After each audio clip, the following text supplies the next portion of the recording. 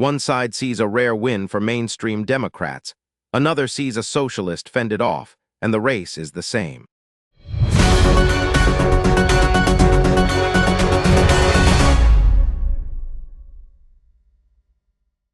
This is Parallax Newsroom. The sharpest disagreement is whether Wesley Bell's win marks an establishment triumph or a socialist defeat. Bell defeated Cori Bush in the Missouri Democratic House primary. Axios framed it as a rare win for establishment Democrats against the DSA. The Guardian described Bell winning as Bush's comeback bid failed. The Washington Times called it Bell easily fending off a socialist challenge. The Read, the center and right converge on an establishment versus insurgent frame, but their verbs do different work. Axios uses fends off, implying an ongoing struggle, while the Washington Times adds easily, projecting decisive dominance. The right outlet explicitly labels Bush's effort a socialist challenge, foregrounding ideology, whereas the Guardian omits ideological tags entirely, framing the outcome as a failed personal comeback.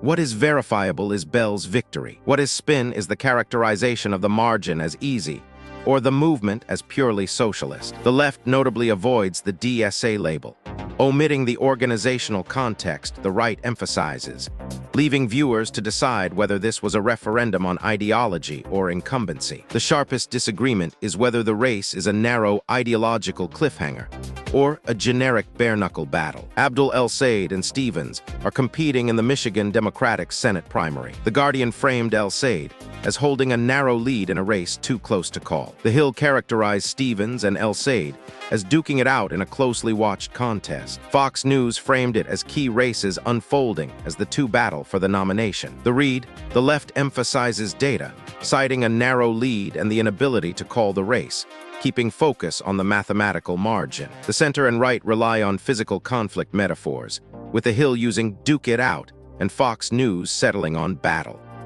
Notably, none of the provided headlines name the ideological stakes or policy differences between the candidates, reducing a primary to either a tally or a brawl. What is verifiable is that the race is undecided and tightly contested. What is spin is the framing of the contest as a nail-biter or duke it out, which dramatizes standard vote counting. The coverage largely converged on the closeness, leaving viewers without the substantive policy stakes driving the Michigan vote. The sharpest disagreement is whether Miller is proactively clearing his name or ducking a scandal under pressure. GOP Representative Max Miller is facing pressure and an ethics investigation regarding his House race. NBC News framed Miller as requesting an ethics investigation into himself. Axios framed Miller as doubling down on staying in the Ohio race. The Washington Times framed Miller as feeling the heat to quit amid family abuse claims. The Read, the left emphasizes the ethics mechanism, highlighting Miller's request for an investigation,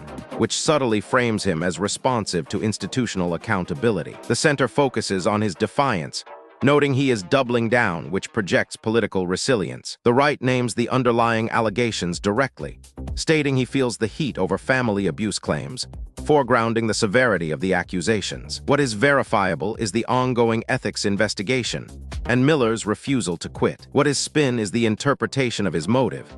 NBC implies proactive transparency, while the Washington Times implies forced desperation. The specific phrase, feeling the heat, does rhetorical work to suggest inevitable decline, whereas doubles down suggests strategic fortitude, leaving viewers to weigh accountability against political survival. Across all three races, outlets consistently choose verbs that either elevate institutional accountability or dramatize ideological combat, obscuring the actual policy stakes. Subscribe for the framing gap.